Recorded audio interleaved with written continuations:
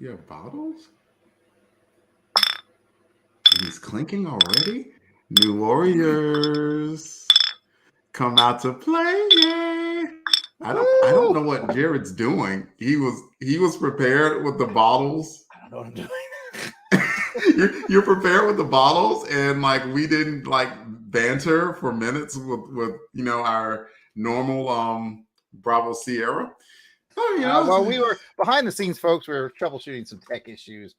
What is this, episode 32? Episode 32. Okay, I got the script up now. And I'm Watch all your set. pants. Your pants down. Of course. And Absolutely. Give us a little branding there. I'll give us. I'm gonna wait. I'm gonna wait until you come up with the branding, and then I'm gonna start. I'm gonna start the show. Okay. Bam. Oh my goodness. There we go then. Welcome to Come Out to Play, everybody. A New Warriors podcast. I am Delvin, aka the Dark Web, and if you are watching this on YouTube or wherever you may be listening, we would love for you to hit the like and subscribe button. Please, it helps us out a lot, and we would love you forever. We don't have any guests today. We just have the lovable, enjoyable, mustacheless face. Yes. Of Jarrod Albrecht. He ran out of fake mustaches. He had money for fake mustaches, but only for a little bit of time. Limited time only. Limited time. Limited fake mustache money, yes. But he is here. It's good to see you. Corey did a great job filling in last month. But it's us, man. It's our show. It's good to have guests, but sometimes it's just good to just be at home. With those who inhabit the house normally. Right? Yes. Your former guest. What was his name again? He has like a New Warriors account, but I don't know what his real name is. Corey. Corey. All right. So yeah, Corey did fine. I stopped in and caught about a half hour's worth of it, which was good. So it's funny, behind the scenes, I asked Delvin to have somebody pitch in for me because I had a good friend of mine who had some surgery and he doesn't have any family aside from his elderly parents. And so I wanted to give them a break and go take care of him for a bit. And then, so we set that up and then I got COVID. So it was like, well, did you tell me that you had COVID? I don't remember, maybe. But you may have said you're down. Anyway, I'm sorry that you got the vid, man. It's all right. It is not the first time. It is not the second time. That was round 3 for me. I'm getting good at it. It's to the point where it hits me like it's just no different from a flu to me now. I have it for about 5 days, and then finally that lingering cough is leaving me. I can laugh at jokes now and not start coughing. Maybe we'll see. You need to have a bumper sticker, that says, "I'm not worried about COVID. I eat at Taco Bell." That's right. That's right. My immune system is on the ups. I ain't afraid of nothing, son. Cheesy gordita crunches. We're talking about COVID. Get out of here. Snort them. I crush them up. I snort it. All right. We are, of course, getting off track because that's what we do. But I will get us back on track and say or ask, do you have a question for me? Keeping me in line and all that stuff and whatnot and so forth. You would think I would have brought one, remembering that was part of the show. So, all right.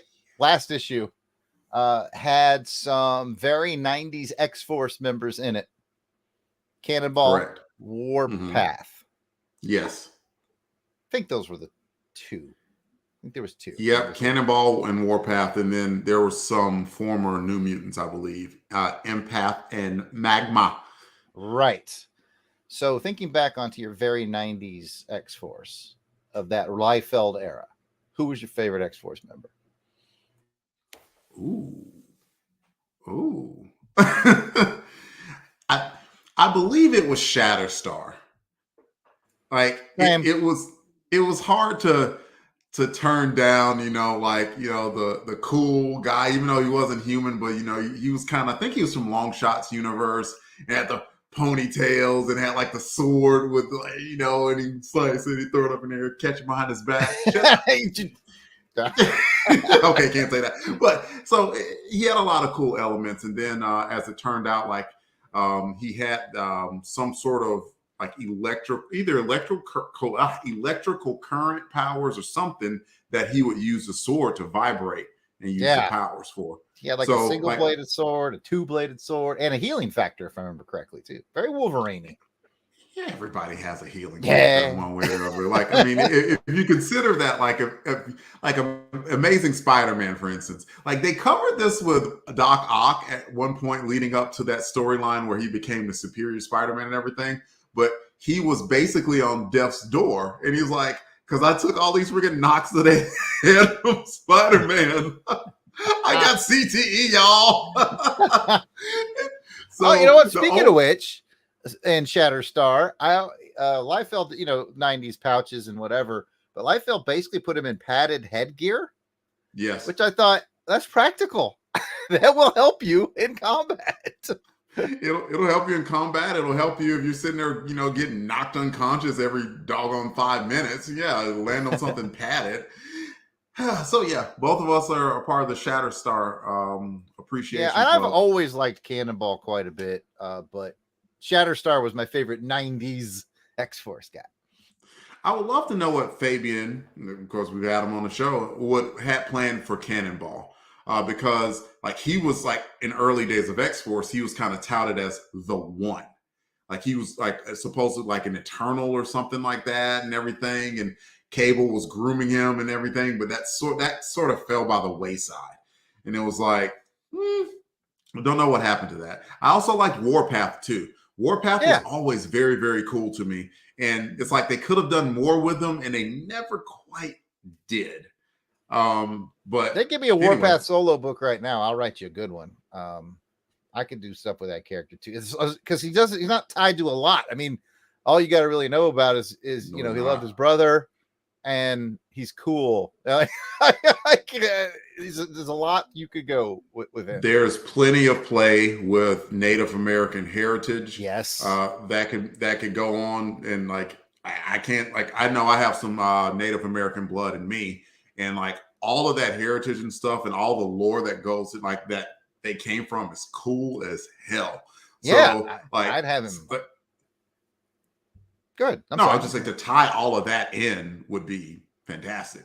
I would have him going from like Native American encampment to encampment, solving like paranormal Native American crimes and paranormal things, and I think that would be fun. Like make it almost like a darker, not dark like depressing, but you know what I'm saying, like Man Thing or Swamp Thing, sort of in that paranormal universe. That's what that's my pitch. Marvel, give me a call. I got it. Yeah, give us a call. Totally. I mean, Jared's gonna write it, but I'm gonna be the tag along guy. That's just my Puff Daddy. Be the Puff Daddy of my Notorious B.I.G. Just ask all the questions that I need to keep rapping. Tell them why, Biggie. What time we get? What you writing about? What you writing about, Jarrod? Hey man, what's he gonna do? He had a formula. And so I guess later on I'm gonna have you killed.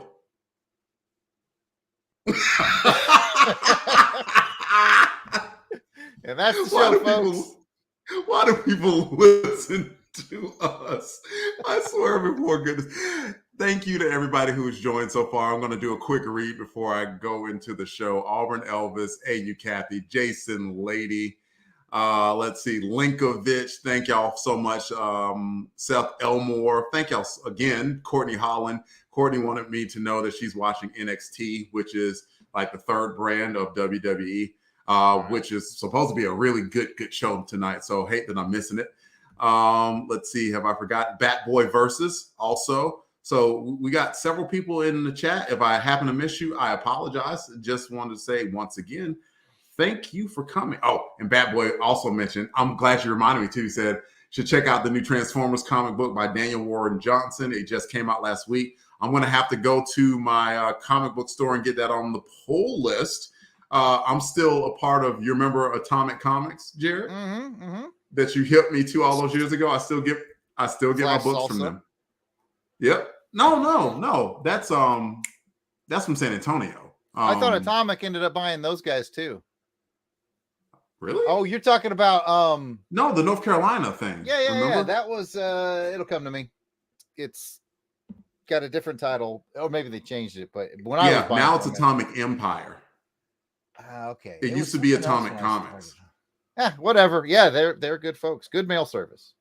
Heck yeah, I've been with them since 09, and so I don't think I'm going away from them anytime soon. But like I asked them months ago about it, and they hadn't put it up.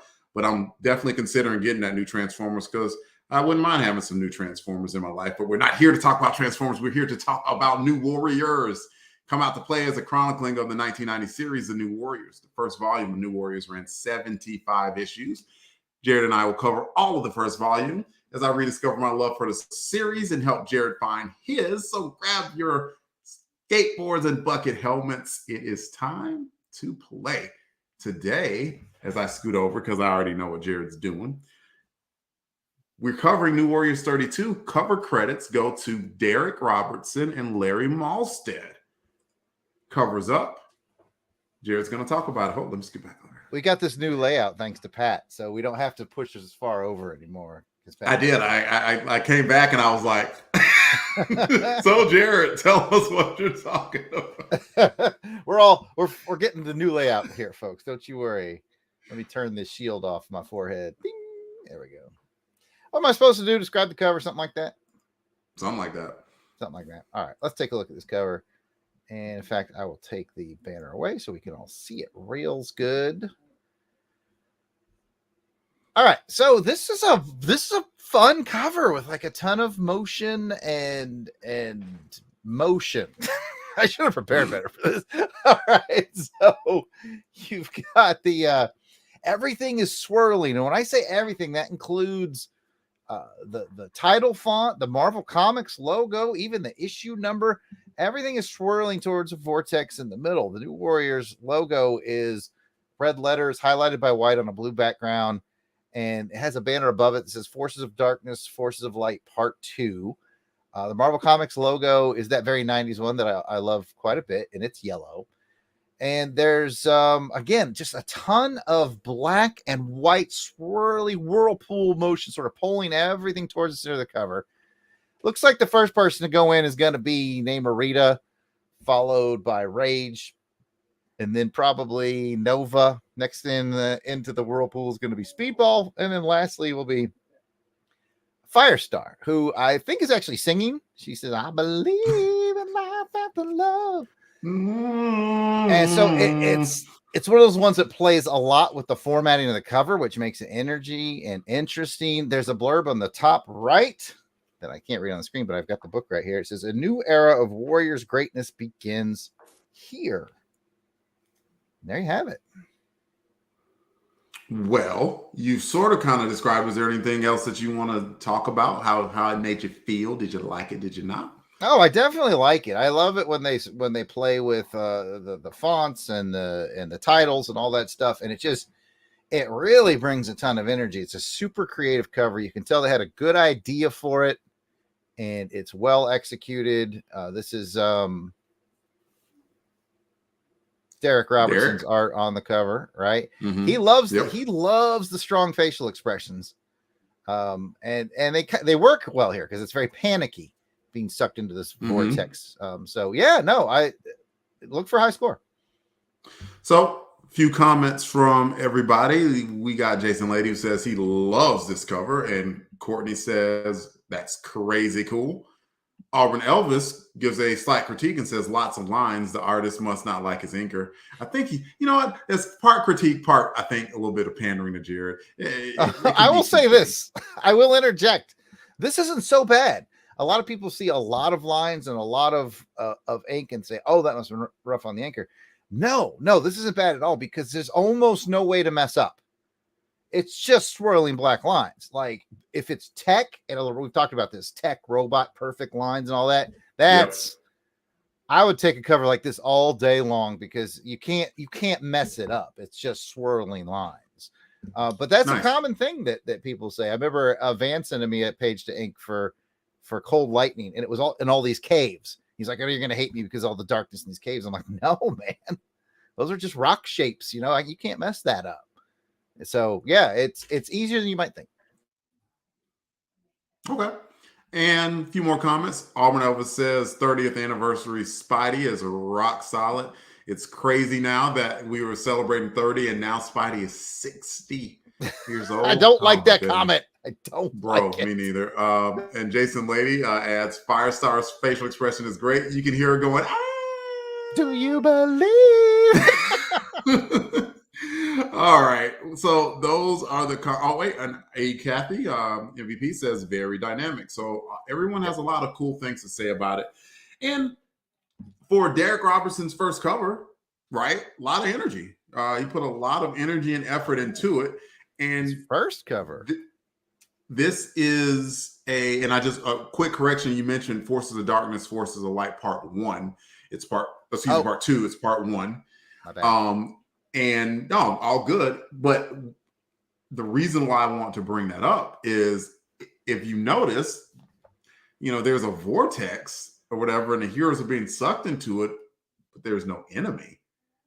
And that's the reason why I think I wanted to mention that it was a Part 1 and not a Part 2, because they have yet to reveal what's going on yet. They still very well tied in what was going to happen in the book, as well as the Warriors are taken over by something. And it looks like, since they already hinted that it's Part 1, that there's something going on that's afoot that's going to take a few issues for the Warriors to resolve. So just wanted to add that. And I think that's it. You talked about it. I talked about it. The listening audience talked about it. If y'all want to, in the listening audience, you can go ahead and rate it. Trey Black is in saying hello. What's up, man? How you doing? And we're going to rate the book on a scale of 1 to 10 nightsticks or truncheons, if you want to mention that. And I want to mention that again because we just recently did Amazing Spider-Man 220, and how did we forget the word truncheon? That? I know, right? I made a mental note to mention that, and I forgot. Moonlight was like, it's not the Billy Club, it's a truncheon. And you can imagine him saying it in kind of like a Batman-esque voice. It's a truncheon. So anyway, we're gonna rate it scale of 1 to 10. I'll go first. I had you talking a lot with the description and everything. I'm at an 8. I think it's a good cover. And a great debut for Derek on the covers.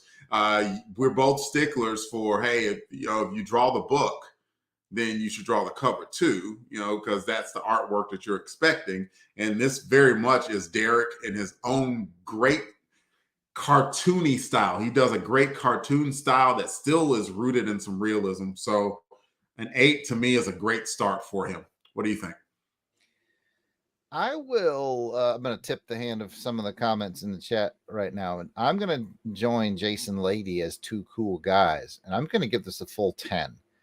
Ooh. And I'm going to do that because there's a few covers out there in this world where the second you look at it, you're going to remember the storyline, like instantly. I mean, Craven's Last Hunt, any of the covers from that, what was it, 6-issue run? You're just like, oh, that's Mike Zeck and Bob covers? Yeah. Zeck and Bob McLeod, I think. Yeah, you just go, oh, I remember that. It's a great storyline. And it doesn't even have to be a great storyline. Like, I thought the story was good. We'll get to that. But it just gives you that snapshot in time where you go, I absolutely remember what's going on right now because of the wild creativity. It's one of those, you're flipping through the bins, you see that wildly creative cover, you know what's going on. And I just love its energy. I'm gonna be two cool guys with Jason Lady with a 10. Well, you guys are not alone. AU Kathy was with me, gave it an 8. But Courtney Holland gave it a 10. As you mentioned, Jason Lady gave it a 10. Says, great cover, eye-catching, creative. The logo is even getting pulled into the whirlpool. Linkovich said, I think this last issue was Derek Robertson's first cover. You shut up, Linkovich. I'm the host. Me. Sorry, I carried away. Auburn Elvis says an 8 is fair. Bot Boy, I said Bat Boy before. I can't read. I got to get my eyes checked, my friend. Bot Boy Versus gave it a 10. And Trey Black gave it a 9. Says all kinds of dynamic, and it's even affecting the title. issue number box in the Marvel logo. The only thing that detracts is the Spidey box, which I don't even think that was on all the covers. That's on if you got it directly from a comic book shop. So that's it from me. Jarrod is going to read the cover credits for the issue. I will. I don't remember if we welcomed Jim Meal to the chat or not, or if he just joined. But he also mentioned that he likes it when the logo is part of what's going on, which is great. You know, whenever I think of that, I think of this X-Men cover with Cyclops asked up and the X-Men logo is being broken up. I love that. I just love they're memorable. They're always memorable. Yeah. Anyway, I think I'm supposed to be talking about the creative team for this issue or something like that. You give the guy a month off and he comes back and know what he's doing. All right. I'm quite certain that I have a banner for this too. Whoop. Here we go. New Warriors number 32's on sale date was December 22nd, 1992. So pick it up and read it during your Christmas break, kids. Its cover date was February of 1993. Its cover price was $1.25, sir. Its story was by Fabian Nicieza, and pencils by Derek Robertson, inks Larry Malstead, colors Joe Rosas, letters Joe Rosen. Editor is Bob Tokar, who I'm pretty sure is a Ninja Turtles villain. Almost positive. So that is your creative team, and I think Delvin's going to give us a synopsis. I think you're right. Let me do that. The title of this book is Forces of Darkness, Forces of Light, Part 1, Crawling to the Shadows. Something sinister is going on in Manhattan. Something is wrong with the Dark Force, the source of power for quite a few heroes and villains, to include the New Warrior silhouette, who has gone missing. But what has gone wrong? Who's responsible? How will all of the Manhattan-based heroes, to include the Warriors, respond in that ending? Woo-hoo! Discussion time. All right, we're going to talk about this book. Jared's going to bring up some pages. We're going to talk about those pages. We're also going to incorporate comments from the live listening audience. So we start. All right, before we start, I just want to point out that the title of this one, Crawling to the Shadows, is a great album name, first cut album for an emo rock band. And that rock band's name, Midnight's Fire. Yes. Yeah. So it's all tied together. I was growing like a bang of hair. So I have to do like this. Welcome to Crawling to the Shadows. It has a very like The Cure kind of sound to it. What the hell am I supposed to be? Oh yeah, hold up picture. You give me a month off. You were so proud of the joke, though. I was just like, that's the show. That's the show. I'm George Costanza leaving on a high note. Goodbye, everybody. All right, let's get into. Okay, so I have a preface. I have a kind of a different theme for this one. Normally, I take pictures of the story beats, and that's kind of happened. But I noticed a theme in this issue of Derek gets to do a lot of splash pages or half splash pages of heroes that, you know, he might not normally get to draw a lot, or big splash page moments for heroes he does get to draw a lot. It's a lot, and I think it's done intentionally. It's a lot of well paced through the book. So I basically picked all those. Mm-hmm. And before I even start, I'll pull up page 1, but before I even start, and page 1 I really just brought up as the mood setter. It starts with this guy in the asylum, and darkness is coming, and all this stuff. But and we can go back to that, but I'm going to go to my other one, and just artistically, from a comic creator's point of view, like every page after the first one, and let me move my banner just in case I'm wrong. Yeah. Every page after the first one has oozing darkness in the background. Mm-hmm. And I was like, that just as a creative choice is really, really cool. It's just a theme that sets a tone through the whole book. So I want to clear the deck on that and just say, I noticed that. I thought it was very cool and very clever. Very, very neat. I like it when you play with things beyond the panels. And they did that here. And looking at it, I was like, I wonder if that's something that they did from the outset or something they added after all the panels were done. I can't quite tell, but I like it. So it was a good idea thematically. This whole book, from even the first page, like how Fabian kind of, put his own words in it. It was like a part of me was like, this is so 90s / over the top, some of the dialogue. But another part of me was thinking mood setter. He is setting a mood for what he wants. He wants to convey that there's a difference between being in the dark and being in the light. And he started that from page 1, and very clearly, without knowing it, the New Warriors plus the city of Manhattan is being pulled into the darkness, and they don't quite realize it yet. Yes, good tonal stuff going on between the. And I want to mention this since you mentioned it, because I would have gotten to it eventually. What you kind of described is basically like the mighty Marvel manner, right? The style of writing comic books. You can tell that Fabian and Derek had some conversations or about what to do with this book, or even better said, you can tell that Fabian gave Derek a loose script and said, "Go crazy, Cadillac, go crazy." And you can tell Derek. To me, it just seemed like Derek had so much fun drawing this book, and this kind of I love also on the cover that they mentioned a new area of Warriors greatness begins here. This book, the drawing style, how it was laid out, kind of reminds me of this run of the New Warriors. Like, how much I love Mark Bagley, and Mark Bagley and his artwork is crisp and it's clean, and like he doesn't draw anything bad, and everything is just great. Derek is different. Derek draws a lot of good stuff, and we're going to get to it, and I'm going to rant and rave about how awesome looking it is, but it's in his own style, and it's out there and bombastic with the facial expressions and everything. And this is what I think of when I think of this run that was just so fun to read. So read and watch. Well, all right. Delvin's excited about what's to come, and I guess I'll see what's to come. And possibly the pre-energy that I've been drinking.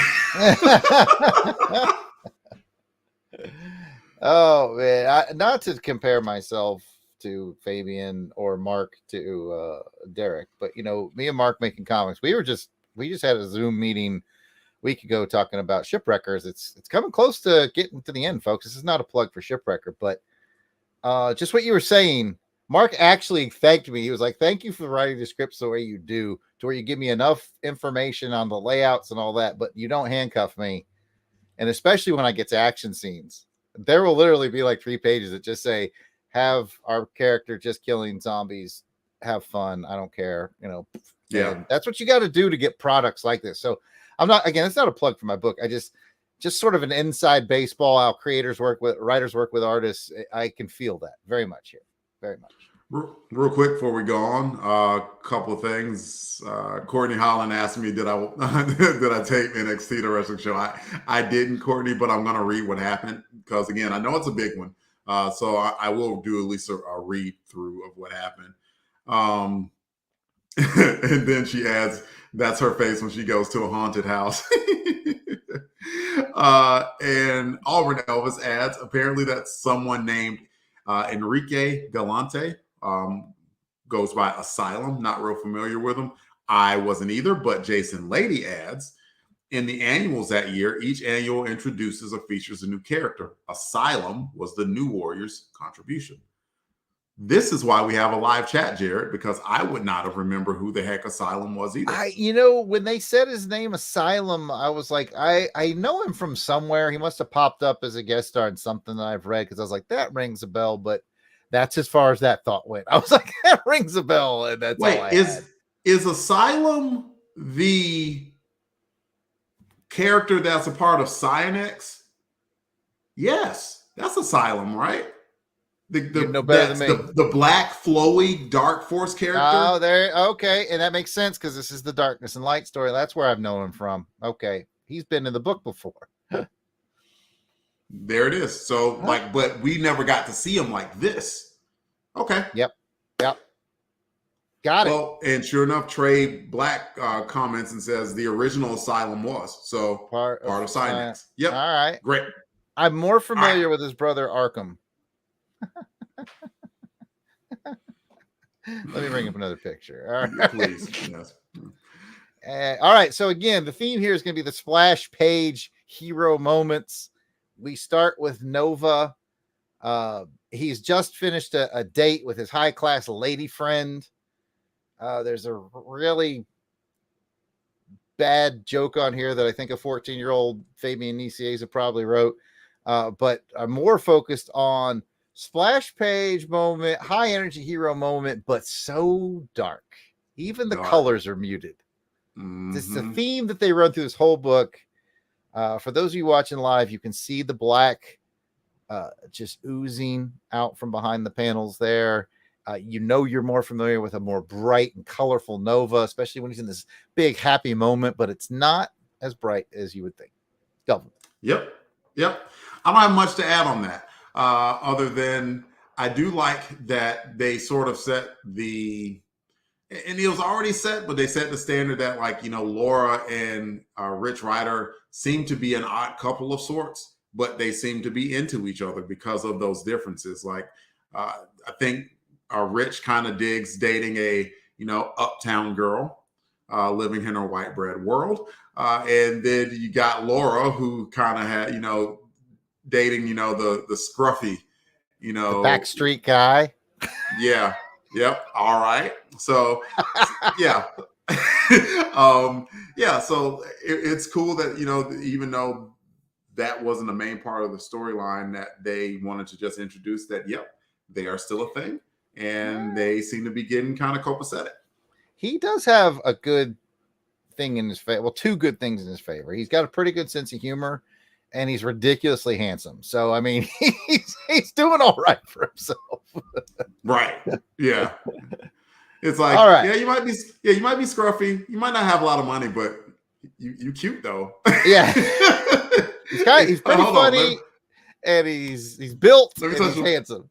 Yeah, let me touch them pecs. Okay, yep, I'm good. Does she know that he's a hero? I remember I missed last month. So right now it's just Richard Rider. She does not. She does not. All right. Next up in our line of splash page or half splash pages for characters for Derek to draw, we have Archangel swooping in to take on some darkness, and if you listen to Amazing Spider-Man Chronicles, where we cover old X-Men issues, we are relentless to poor Warren Worthington and his uselessness as Angel, but I've always liked him as Archangel. So it was nice to see. This is clearly, like, to me, we're on issue 32. The book has proven itself in sales. I think Marvel is trusting Fabian more and giving him more of the toys in the toy box. And this, like, to me, is clearly him going, I want this toy and this toy and this toy, because there's more toys to come. But let's stop and have your thoughts on the Archangel moment. Derek Robertson can draw some Archangel, can't he? He can draw anything, really. He's just been given the gifts. He's like Mark, man. He can draw anything out of his head, and I hate him, and he has to die. Like, I saw that, and that was one of the ones. Like, I think you already skipped past Cloak and Dagger, and I saw. No, they're coming up. They're coming up. Okay, then I won't say anything about that. But, like, this picture of Warren, like, in the blue, looking all powerful and deadly with the wings, like almost like a butterfly almost, but like a bird of prey at the same time. Like, that's a good. I know you were going for this with Bird of Prey, but with that formation and his metallic, it does look like a Klingon Bird of Prey from Star Trek, like that imposing look. Yeah. Yeah. And sure enough, like, being Warren, one of the things that he happened to mention in the book was, how rich he is, because, Warren gonna Warren. He's like, sometimes I feel bad about all the money I have, but then I was like, let's drink some champagne. I wouldn't feel bad if I were you, Warren. All right. Next up in our showcase of heroes is the Amazing Spider-Man. Flip, man. You got Spider-Man in the book now. Mary Jane. Mary Jane is now linked to Speedball's mom. They're both working on the same general hospital or secret hospital. Secret hospital. Right. The same soap opera. So those universes are starting to connect. And Derek has an opportunity to draw Spider-Man. And on one hand, I'm like, it's a pretty good Spidey. On the other hand, I'm sad this is the darkness issue because he's really dark and muted, and I would have liked to seen a little bit more exciting, energized Spider-Man, which is hard to do in those colors. I get what you're saying, while at the same time, I'm like, and I know it wasn't done intentionally or spitefully, because clearly if Fabian had anything even shade to say about Mark Bagley, he would have said it on the show. But in a way, it's kind of like, Mark Bagley, eat your heart out, right? Because now Bags is on The Amazing Spider-Man, and Derek Robertson. I'm like, man, I wish that he could have, I don't know, maybe had did a 2 or 3 issue run of Amazing Spider-Man himself, because that's a good Spidey. And I also like the continuity of, they mentioned the soap opera Secret Hospital a few times in Amazing Spider-Man 2. So for them to pull Robbie's mom into that and make her a part of that, and then link those 2 universes, was a really nice touch by Fabian. Oh yeah, I was fully reading Spider-Man, Amazing Spider-Man during this era. So yeah, there's a lot actually around Secret Hospital, the the soap opera. In fact, I think Mary Jane gets kidnapped off the set, or like right after filming at some point, and Spidey goes nuts trying to find him. Yeah, we'll get to it on Amazing Spider-Man Chronicles in a few years. Something like that. Yeah, it's fuzzy, but yes. Yeah, there was a whole thing. Anyways, I bet someone in the chat knows. I bet somebody in the chat knows. All right, you want to check in with them before I bring up the next one? I don't have the chat up, so I couldn't. Yeah, no, I'm looking. There's some comments going on, but I brought up Courtney's, who said that Spidey looks amazing, and I agree. There's some talk about Archangel having one of the best power upgrades ever, and I agree. Louise Simonson absolutely did the right thing, because she kind of commented and was like, Angel's boring. we needed to do something with him, and I'm like, I totally agree. So that's it. Yeah, I was reading Jason's comics of the X-Men at this time too, and I read it live, quote unquote live, when Harpoon stuck him to the wall, which is the beginning of that changed everything, and that was a poignant moment. Welcome to XCast, y'all. And of course, Jason Lady bailed me out and said, yep, that storyline, she got kidnapped by their landlord. Believe it or not. Who was a fan of the show. Yes, he loved the show. He was like a crazed fan. Yeah. That's all coming back to me now. I think maybe that was a Spec Spidey storyline. It feels like it was a Spec Spidey storyline. I was reading them all at the time, so they might be blended in my head. Me too.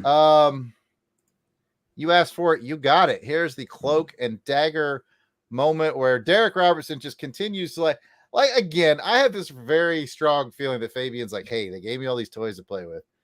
I want to do a lot of characters that sort of do a darkness and light thing. Derek, I want you to be able to show off on each and every one. So, darkness and light, you can have Cloak and Dagger. You got to have a character that will come up shortly, which we'll reserve for that. And then he was like, and Spider-Man. Because Spider-Man is cool.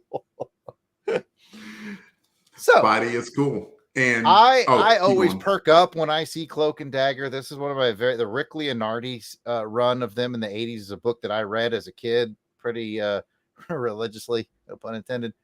I've always liked their dynamic. They're just, to me, one of the greatest duos in comics.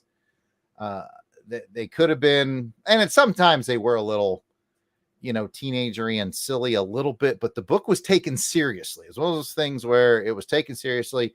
I don't think it did as well. If I remember correctly, the Rick Leonardi book didn't go super long, but I liked it a lot. And my favorite detail on this page is when they call each other's names. It is in the font from the cover of that book, and that made me smile. Man, that dagger is striking. As I saw it, and it's one of those like, dang, Derek, chill, man. You don't have to go that hard. You gotta dial back a little bit. I mean, is he auditioning for other books while he's on the new Warriors? That's what it feels like. Like he's showcasing. He is showcasing. I mean, those are great drawings. And then the other part of it that just makes me laugh is I swear, I don't know if I've ever read a Cloak and Dagger book, but I have seen Cloak and Dagger in quite a few books. And I swear their win-loss ratio is 0 and 1,032. They never win, ever, ever. And because like Dagger was all like, no, I won't let you go into the night again. Light's gonna win. It is like always the same thing. Like Cloak's like, don't go into my darkness, Dagger. No, I'm totally going into the darkness. I'll save you. But it sort of, I wish I remembered this storyline just like it was yesterday, and I don't. So I'm reading along and relearning the storyline. I think it was a very good tell when Dagger, who like not only she defied what Cloak said, but she did it because she's like, if you're not gonna, I'm gonna fight for you. If you can't fight for yourself, which is woo. That's what a friend. Great duo.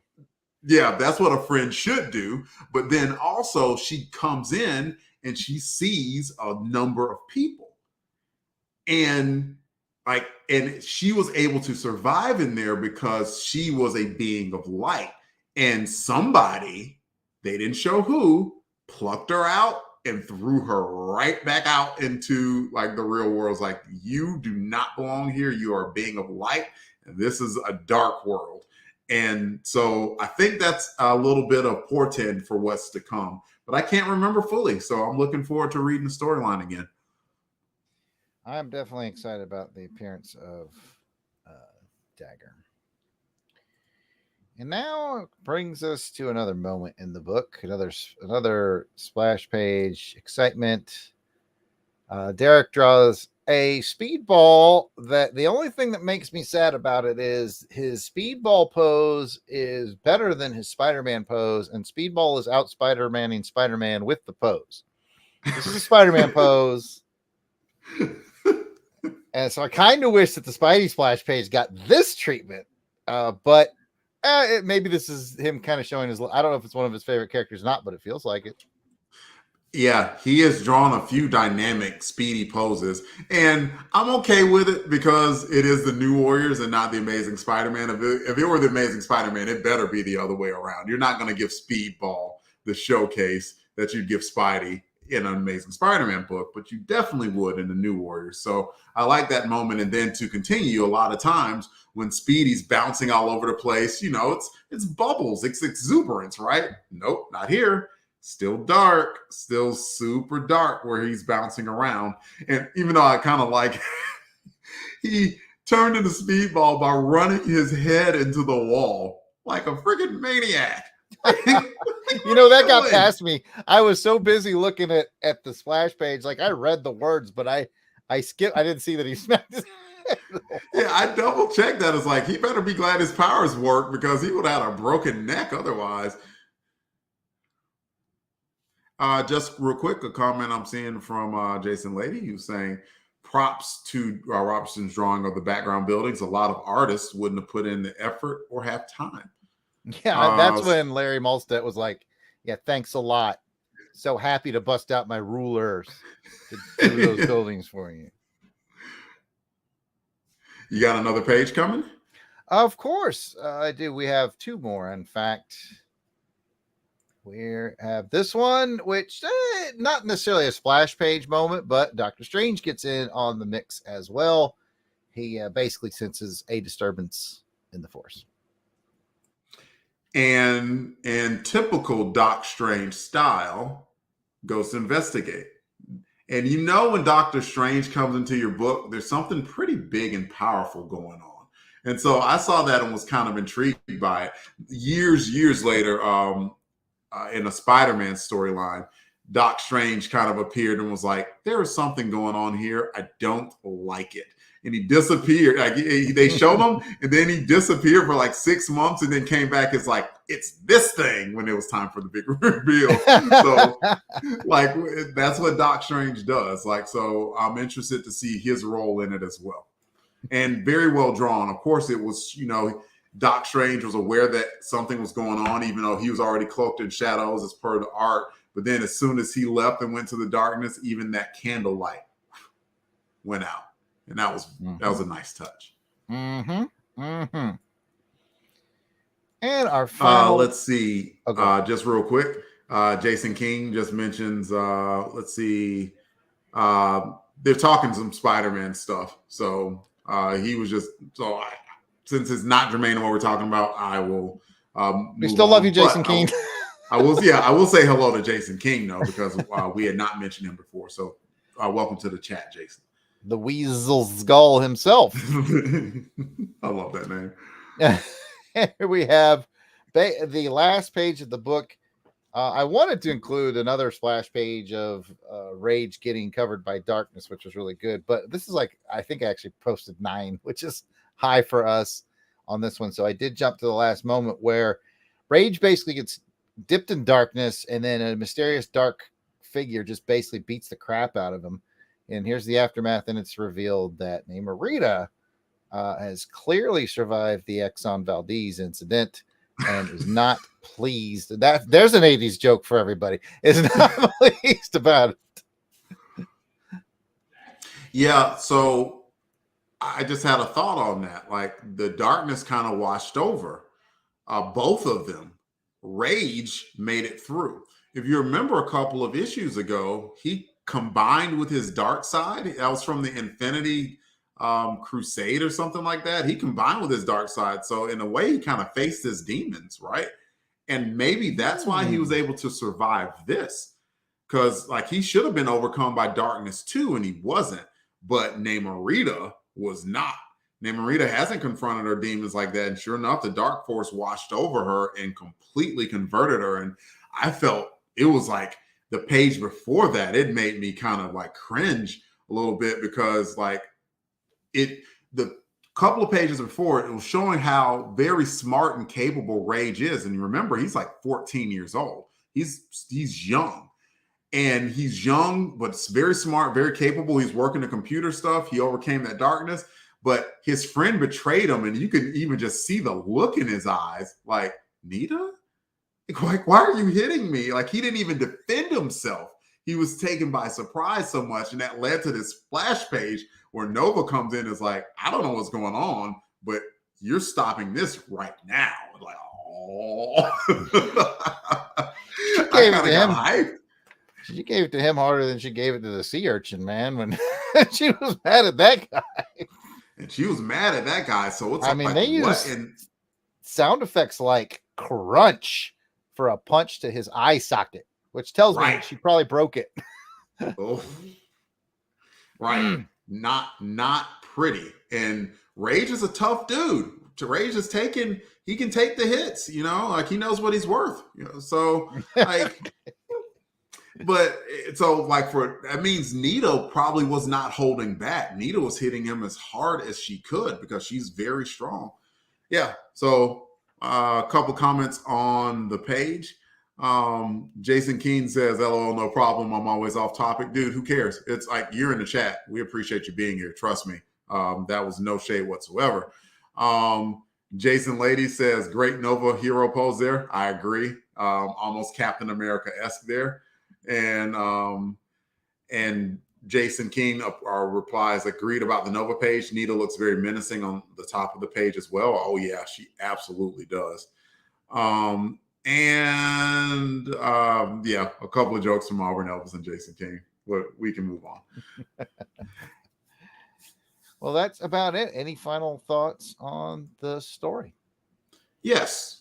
And it's more of a question since we usually run about an hour and we're doing well on time. I just wanted to ask you very quickly, not even getting into ratings yet, just what do you think about part 1 of Forces of Darkness, Forces of Light?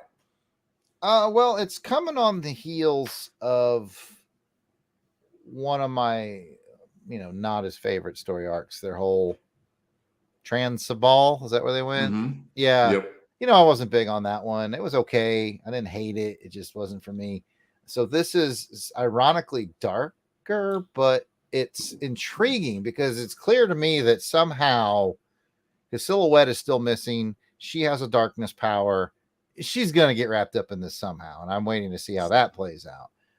And so it's very intriguing. It's definitely got a good setup. There's darkness is spreading, a neat roster of additional characters, and especially excited about a Cloak and Dagger. Yep, and I was sort of hoping that maybe Namorita didn't get affected. Maybe it was like Nova and then Rage because it'd be twin brother darkness. Yeah, the jokes for Jarrod there. Oh, my goodness. So somebody else is going to hear that and laugh at it. All right, Jarrod, go ahead to your part before we get into more extended bits. Okay, let's talk about in issue 32. Who was the ultimate warrior and who is your ultimate warrior? So who do you think really shined well and who are you super concerned about, Delvin? I guess Nova. Nova is my warrior because he had a good date. Things going well with Miss Dunham and that he's enjoying that. And he came in and made the save and stopped Rage from probably getting killed by an enraged Namorita. So not only did he save Rage, but in a sense, he saved Namorita as well. Who do you think is the ultimate warrior? I concur with you. I think this is a big Nova issue, even though he's not in it a lot. Things are going well for him, and we have to root for him at the end and hope that he can defeat evil Namorita, or at least, better yet, save her.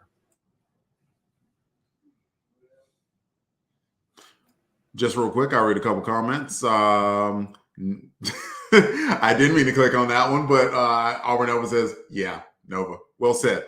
And Jason Lady was saying, I like those days when a big event would happen in New York City and all the heroes would get into the action. Inferno and Casket of Ancient Winters were also like that. I don't remember Casket of Ancient Winters. I remember Inferno, but Casket of Ancient Winters is something he just made up in the chat just now, I'm pretty sure. I agree. And Jason King says, poor Elvin. I don't remember when he gets a moment to shine. I'm worried about Rage. And Nova is the big warrior. Jason Lady added that the ultimate warrior is Nova, saves Rage and has a nice relationship going on. But now... yes. But now we have to talk about Inferno, a Casket of Ancient Winters, which is a book of poetry by a little known poet named... Midnight's Fire. Midnight's Fire. Yes. Anyways, who are we worried about? Who are we concerned about? Once again, Delvin, you can lead that. I'm worried about the team in general. Like, first of all, it's been a while since I've read this. I don't know if Thrash comes back in. I'm interested to see if he does. Before Rage got completely jacked and Nita got turned to the dark side, they seem to have located where Silhouette was. So somebody's going to have to find her.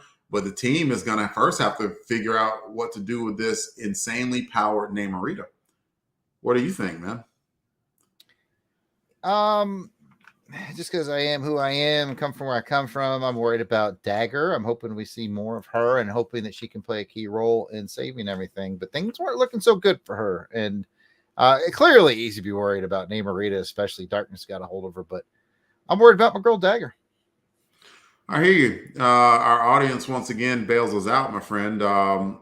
Trey Black and Jason Lady both said that Casket of Sorrows was a Thor event and ended up spilling over into all the other New York-based books.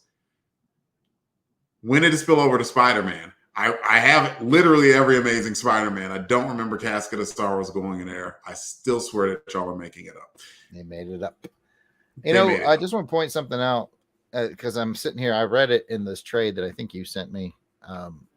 And I was just flipping through it and I was like, because the trade is called Darkness and Light. And so I was like, where did it start? Because it doesn't, the Darkness and Light storyline doesn't happen until almost halfway through. So I'm like, usually they have a reason for that. There's some sort of seed planted. Well, do you remember in the Transabal storyline, the seed was planted where it looked like the Vanisher was sort of looking for Silhouette and disappeared.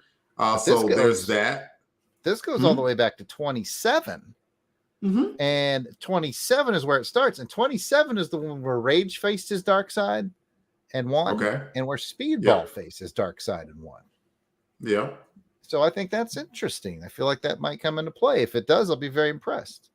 Well, I think it kind of has, right? I mentioned before about Rage overcoming his darkness. And so we'll see if Speedball finds himself similarly unaffected by what's going on in the Dark Force, or whether or not he's able to resist. So I believe you're right. Auburn Elvis just dropped a very funny comment. I see it. But I will not read that one, but read instead what he said, who he's worried about. He's worried about Enrique Galante, says he has problems. Yes, he does. And let's see. Jason Lady gave the Ultimate Warrior to Rage, says that he's pretty messed up. Yeah, he's going to take a little bit to recover from that. And I think that's it, man. We talked about Warrior. We talked about Worrier. Let's rate it 1 through 10. You want to go first? Sure. This is a good comeback to me from the last story. I missed last episode, but I did read the issue, and now that I've read it, it seems kind of like a one and done. Yep. Kind of a Firestar gets a new costume that I'm not. I like the old one better, by the way. It's not bad, but I like the old one better.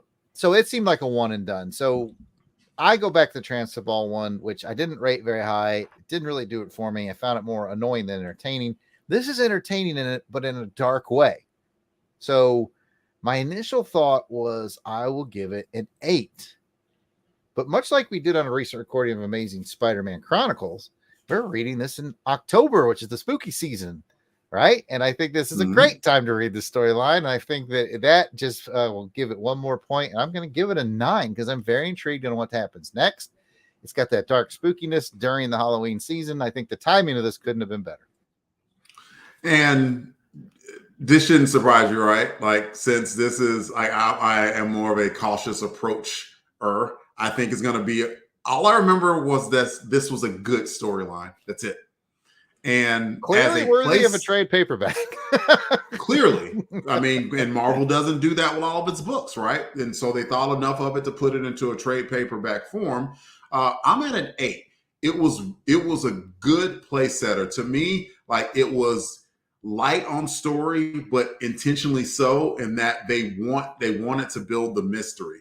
And while building that mystery, you had Derek Robertson just showing his whole behind with that artwork, just like him and Larry, like, y'all stop. They just showed out. And I give Fabian a ton of credit for maybe saying, you know what, I'm, still building this story, so it's going to have a few issues to breathe. So I may as well let Derek and company have a little bit of fun with the pictures and everything. And so everything from this great cover to the storyline was really, really, really good. And I am being conservative on it by giving it an 8. It probably deserves a little bit better than that, but for now, I'll leave it at an 8. And with the caveat that if the storyline builds and gets better, it's going to get higher marks from there. We had one comment as far as the ratings. Maybe by the time I finish reading it, might get others, but Jason Lady gave this book a 9. Says it's a fun beginning to a fun storyline, chock full of guest stars. It's always cool when you have a book that has the guest stars in it, because just like you mentioned, that's kind of Marvel's nod saying, okay, you guys it's a good book. People are reading it. We can throw some characters in it and make sure that this is actually incorporated into the Marvel Universe 616 storyline. Let's see. Jason Keene said, I remember freaking out that I needed to find the annual issue to finish this storyline. Annuals didn't always show up at grocery stores and drugstore spinner racks. See, he's telling me something I didn't know. If it ends in the annual, it looks like we're going to be reading annual 3 coming up. But I bet it's in my trade paperback. I bet it is. And if it's not, we'll get it to you. Let's see. Jason King gave it a 9. Trey Black gave it an 8. Says it's a good build-up with a nice cliffhanger. Love that cliffhanger. Auburn Elvis said, I give it a strong 8. And Courtney gives it a strong 8. Courtney gives it a 9. So good ratings all around from everybody, from every boy, from every girl, from every person talking about it on this show. And everyone, speaking of show, that is the show. come back and join us for the next episode, where we discuss New Warriors 33, where the Forces of Darkness, Forces of Light storyline continues and Nova fights Dark Namorita. All right. If you'd like to hear more from us, Longbox Crusade, y'all, we're a lot of places. I don't even need the script anymore. YouTube, Instagram, Facebook, Twitter X. Look for Longbox Crusade. You will find us. We have a Patreon feed as well. We'd love for you to join our Crusaders Club at only $1 a month. We have 39 members, each of which we love individually and of their own accord. We'd love for you to be the 40th, and whomever joins up as that 40th, that triggers Jarrod and I watching the original Fantastic Four movie, the Roger Corman movie, that we are both anxious to review and read and give our takes on. Did we ever release that Star Wars Holiday Special one? If not, we should. I know it went to the Patreon. We did that when we hit, I think, 30. Yeah. And that was maybe 2 years ago. It was a Patreon special. We posted there. I don't know if we've ever posted it to the public. We should post it. I mean, if it's still out and about around there, it's we could definitely. Yeah, it's got to be in our private videos on YouTube. Yeah, it's worth posting. Anyway, we have we go old school with, you can email us, contact@longboxcrusade.com. We go older school, 707-532-5269, 707-532-LBOX. If you wish to leave us a voice message, and I would not want to deny Jarrod his opportunity to sing. Pick up the phone. I know you get it. I just gotta wait. That's just the reliability of an old friend. Let's see. Is there anything else to talk about? Did I miss something, Jarrod? Other than, of course, giving it to you and letting you peddle your wares? No, I think you've got it. We'll be getting you some more Longbox Crusade content soon. Behind the scenes, we'll be doing some On Her Majesty's Secret podcast recording tomorrow night. And then Jason and I are doing Action Film Face-Off recording on Thursday, or Horror Film Face-Off on Thursday night. So look forward to the Halloween special, you guys. When are you going to let me? It's been many episodes. I ain't been on in a minute. You got to let me back on. Yeah. I need to be a sniper. Well, here's what happened. Since we'll make the show longer. We opened it up on Patreon. That's one of the Crusaders Club members. We said, hey, who wants to be a guest? We took everybody that responded. We plugged them into guest slots. And I think that goes all the way out through like fall of next year. So nice. I'll get back to you in a year. All right. That's fair, because it's awesome that we have Crusaders Club members that want to participate on a fantastic show. Action Film Face-Off is a super original idea and a whole lot of fun.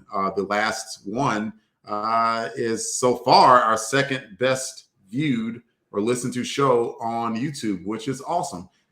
So make it number one, y'all. And while you're doing that, please like and subscribe. That is a great place to end. Oh, wait, no, can't end it yet. Hadn't talked about your stuff, Jarrod. Tell them where you can be found. Oh, I am at Yard Sale Artist, Twitter, Facebook, Instagram.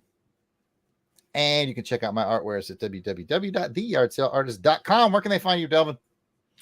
Twitter X, DEE_RAY 1977. Facebook, Instagram, Delvin Ray, DELVINRAY. That is it, everybody. We enjoyed you so much. Thank you all for participating on the live stream. See y'all next time. And remember, be a hero to somebody, even if it's just to yourself. And until next time, New Warriors, come out to play. Bye, Auburn Elvis requested a freeze ending, Jarrod. Would you like to do that? All right. Like Arnold Schwarzenegger as Mr. Freeze? Thank you for watching. Come out to play.